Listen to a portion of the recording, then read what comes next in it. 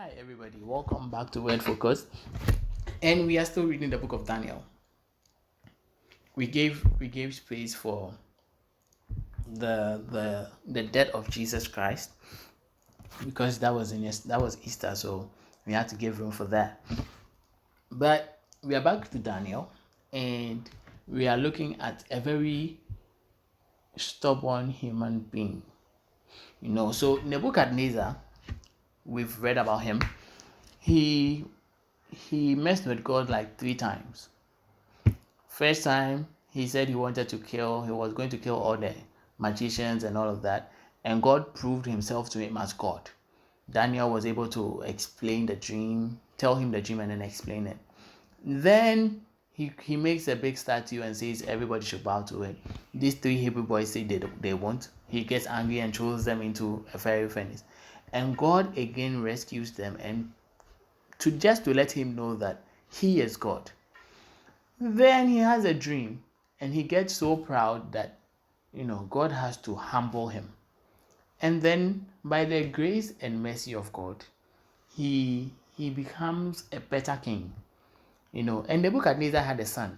So you would think that a son seeing his father or hearing about all the weird things that happened to his father, hearing about the fact that his father got crazy for 7 years and was living like a cow for 7 years, you would think that this son would have an ounce, would have respect for God, but he didn't.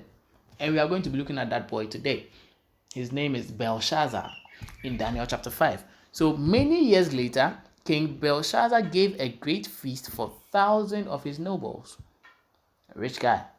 And he drank wine with them. While Belshazzar was drinking the wine, he gave orders to bring in the gold and silver cups that his predecessor Nebuchadnezzar had taken from the temple in Jerusalem. He wanted to drink from them with his nobles, his wives, and his concubines. Can you imagine? All right. So they brought these gold cups taken from the temple, the house of God, in Jerusalem, and the king and his nobles, his wife and his concubines drank from them. While they drank from them, they praised their idols made of gold and silver and bronze and wood and stone and all that. Then, suddenly, they saw the fingers of a human hand writing on the wall of the king's palace near the lampstand. The king himself saw the hand as it wrote, and his face turned pale with fright. You better be afraid. All right. His knees knocked together in fear, and his legs gave way beneath him. The king shouted for the enchanters, astrologers, and fortune tellers to be brought before him. He said to these wise men of Babylon, "Whoever can read this writing and tell me what it means will be dressed in purple robes of royal honor and will have a gold chain placed around his neck. He will become the 3rd highest ruler in the kingdom." But when all the king's wise men came in, none of them could read the writing or tell him what it meant. So the king grew even more alarmed, and his face turned pale, even paler. His nobles too were shaken. But when the queen mother heard what was happening, she hurried to the banquet. She said to Belshazzar, "Long live the king. Don't be so pale and frightened. There is a man in your kingdom who has within him the spirit of the holy gods." During Nebuchadnezzar's reign, this man was found to have insight, understanding, and wisdom like that of the gods. Your predecessor, King Nebuchadnezzar, made him chief over all the magicians, enchanters, astrologers, and fortune tellers of Babylon. This man Daniel, who the king named Belshazzar, has exceptional ability and is filled with divine knowledge and understanding. He can interpret dreams, explain riddles, and solve difficult problems. Call for him, and he will tell you what the writing means. So Daniel was brought before the king, and the king asked him, "Are you Daniel, one of the exiles brought from Judah by my predecessor?" Says, "I have heard that you have the spirit of the gods within you, and that you are filled with insight, understanding, and wisdom."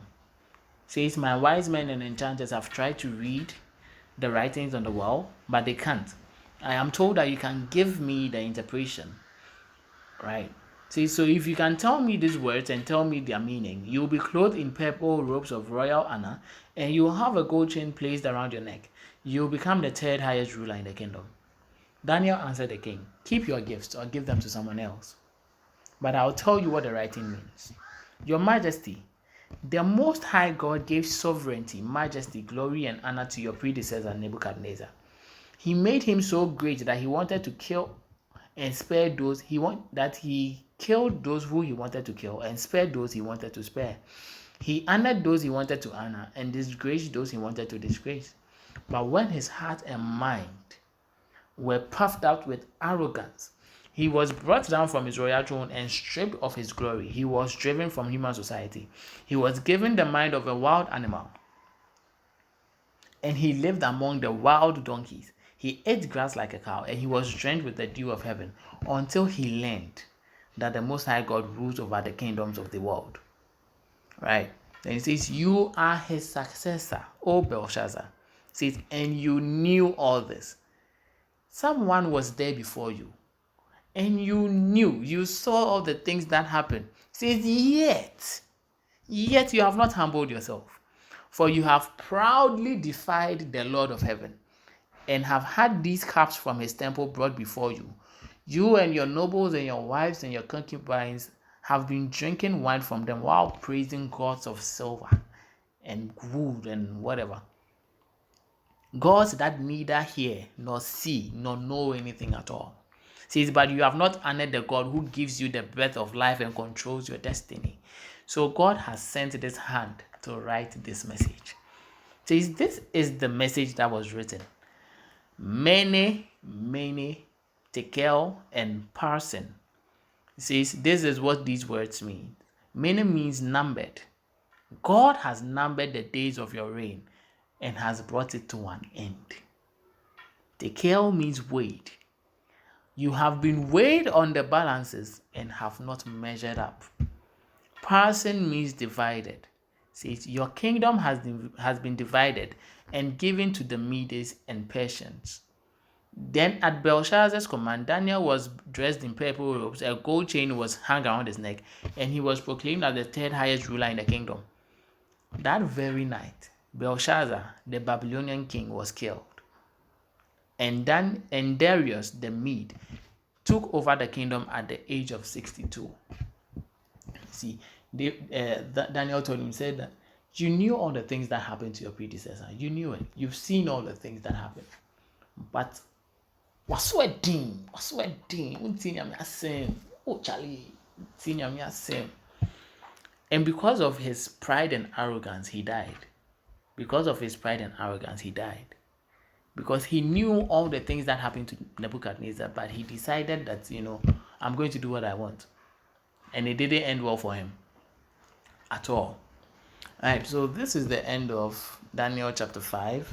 So from Daniel chapter 6, the guy is dead. A new king comes, Darius, and another whole set of interesting things happen there. We'll be looking at that next week. So thank you. God bless you for watching. God bless you for your time.